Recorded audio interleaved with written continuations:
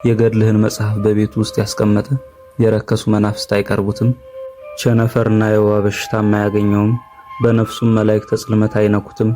ስምህን የጠራ መታሰቢያህን ያደረገ ዜና ገድልህን የጻፈ ያነበበ የሰማ እስከ 10 ትውልድ ድረስ ምርልሃለሁ። መካን ቢሆን እኔ ልጅን ሰጠዋለሁ።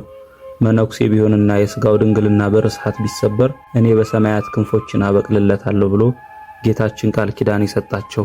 በመንዝና በይፋት ያሉ ክርስቲያኖች ውርጭና ቅዝቃዜ ሲበዛባቸው እንዲቀንስላቸው በስማቸው ውርጩን የሚገዝቱባቸው ገና የ5 ዓመት ሕፃን ሳሉ እመቤታችን ተገልጣላቸው የአምላካቸው እናት መሆኗን ማንም ሳይነግራቸው አውቀው የሰገዱላትና እናትነቷን ለመግለጽ ጡቷን አጥብታ ጥበብን የገለጸችላቸው ከሀገራቸው ከኢየሩሳሌም ወደ ኢትዮጵያ መጥተው በደብረ ሊባኖስ፣ በሳፍጅ፣ በአዘሎ፣ በጸገሮ፣ በገሮ፣ በኤጎራና በበለሳ 50 ዓመት የጸለዩ እንዲሁም 2 የእሳት ክንፍ ተሰጥቷቸው በደመና ላይ ወጥተው ፀሐይና ጨረቃን በመያዝ ለ50 ዓመታት የጸለዩና በፈቃደ እግዚአብሔር እንደ ሰማይ ወፍ እስከ ምድር ዳርቻ እየዞሩ ለ50 ዓመታት የኖሩ በቆባ አባታቸው በአቡነ ተክለ ሃይማኖት ወንበር ተቀምጠው ለ1 ዓመት የደብረ ሊባኖስ ገዳም አበምኔት ሆነው ያስተዳደሩ።